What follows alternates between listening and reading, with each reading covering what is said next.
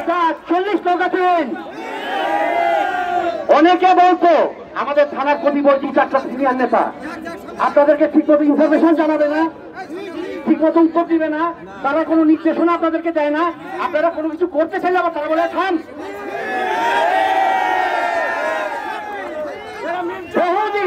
বহুদিন আমি কমপ্লেন করেছি, বহু বছর, কিন্তু আমি আপনাদের কাছে ওয়াদা করেছিলাম যে যদি আপনারা সবাই ঠিক থাকেন আর আল্লাহ যদি আমার হায়াত রাখে, আমি আমার শেষ নিঃশ্বাস পর্যন্ত এই চাটুকার এবং ধান্দাবাজদের বিরুদ্ধে লড়ব। এবং এই কারণে একটু ভাই না প্রকাশের দরকার নাই, এখানে সবাই প্রমাণ করে দিয়েছে কি এই চাটুকার বা ধান্দাবাজি লিয়াজ পার্টিরা বিভিন্ন দলে আছে, তাদের একটা সিন্ডিকেট আছে। এই নগাটির একটা সিন্ডিকেট কাজ করে, যারা রাতের অন্ধকারে হেরোইনের ব্যবসা থেকে শুরু করে 1995 সালে মনে আছে হেরোইনের বাড়িতে রেড মেরেছিলাম, মনে পড়ে আপনাদের? এবার 1994 সালে এই যে বিজনেস করে গুলি করতে গেছিল কি জানি ফেসিলিটি দিত, রুটির মধ্যে ফেসিলিটি ছিল করে দিয়েছিলাম। আমার থানা নেতারা আমার উপর গরম আগে সে করো, কারণ ঢাকাতে চলে আসতো। তখনও লড়াই করেছি, এখনো লড়াই করবো, ভবিষ্যতে ইনশাল্লাহ লড়াই করবো। আর এখন থেকে আপনাদের সকলের উদ্দেশ্যে স্পষ্ট ভাষায় বলে দিচ্ছি, কোন নেতার জন্য অপেক্ষা করবেন না, কারণ এই কয়েকজনের জন্য, এই সিন্ডিকেটের জন্য তারা তাদের চেয়ার নিয়ে ব্যস্ত। আজকে তো অন্তত এই মুহূর্তে তো প্রমাণিত নয় কি? আজকে যে কমিটির বিদ্রোহ করে আমি আমার নিজের ক্যারিয়ার সবচেয়ে বিভাগে ফেলেছি, আমি এখন আপনাদের সাথে দাঁড়িয়ে আছি, আমি আমার ওয়ার্ড এবং ইউনিয়নের সাথে দাঁড়িয়ে আছি। আর কেউ কেউ আবার পাশে বসে চা খাচ্ছে, মুখ খাচ্ছে, সমুখ খাচ্ছে। চূড়ান্ত মনে ডিক্লেয়ার হওয়ার আগেই এত পীড়িত, এখনো তো বহু কিছু বাকি আছে, সবাইকে শুরু। এই হলো ঘটনা। আমি আবার রিপিট করছি, কোন নেতার জন্য অপেক্ষা করবেন না, চার কাজ চার তরফ থেকে করুন। আপনারা 18 সালে প্রমাণ করছিলেন যে আপনারা প্রত্যেকে ধরি, আবার এবার প্রমাণ করবেন যে আপনারাই ধরি। এখানে অনেকে বলে, অনেকে অনেক বদনাম করে, সমালোচনা করে।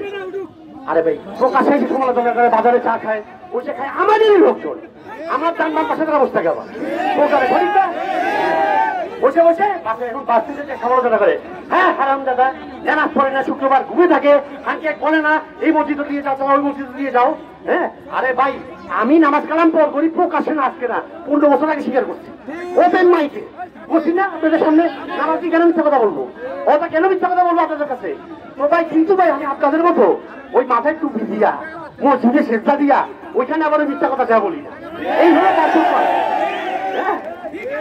হুজুরের চারণ করে একেবারে হ্যাঁ রাতের বেলা খাবইলে একদম। তো এই হলো ঘটনা, বেশি কিছু বলা লাগবে না, আপনার চেয়ে ভালো আপনারা জানেন, কারণ সেই আপনার সময় থেকেই তো বারবার করতেছে, এই তো অবস্থা, বারবার ষড়যন্ত্র করছে, বারবার ভেঙে দিচ্ছে। আর দলের বিষয় এখন একটা বলি, প্রাথমিক, এটা প্রাথমিক তালিকা। আজকে এই যে আপনারা যে কাজটা করছেন, শুধু প্রথমে একটা কাজ করলেন আপনারা, তো এটা কি প্রমাণ করে যে এখানে চাইলে ওই তুমি যাকে তাকে থানে চিনি আর মহদেপুর হয়ে গেছে মাইনে নিবে, এ গান হবে না। আপনারা এটাই কেন্দ্রের কাছে মেসেজ দিলেন। আমরা এখনো দলের ভিতরে, আমি অবশ্যই দলের ভিতরে। তবে ভাই প্রকাশ্যে একটা কথা বলে দিই, আগেও বলছি আবারও বলতেছি আজকে এখন প্রকাশ্যে, ভাই আমি কিন্তু বিএনপি করি না, আমি কিন্তু বিএনপি করি না। না তুমি বলো না, আমি করি হলো তারেক রহমান জিয়া পরিবারের দরবার। কারণ বিএনপির নেতারা বিক্রি হয়, যারা নেতা হয় ওরাই বিক্রি হয়, ওরাই নিয়ে করে অংশগুলো, যার কথাই বলো বড় বড় নেতা যারা হয় ওগুলো বিক্রি হয়ে যায়। প্রথমে কর্মী থাকতে খুব চালে উঠে, সেই নেতা ছেড়ে বসে তখন পড়ছি, যে যায় লঙ্কায় সেই হয় রাবণ। এই কারণেই ভাই আমি জিয়া পরিবারের যাচ্ছে একটা কর্মী আছে, কর্মী থাকতে চাই নিশ্চয় বলবো, নেতা হওয়ার সাথে। এবার বুঝছেন তো? তো যাক বেশি কথা আর বাড়াবো না, তবে আবারও রিপিট করছি, কোন থানা নেতার নির্দেশনা অপেক্ষা করার দরকার নাই। আপনি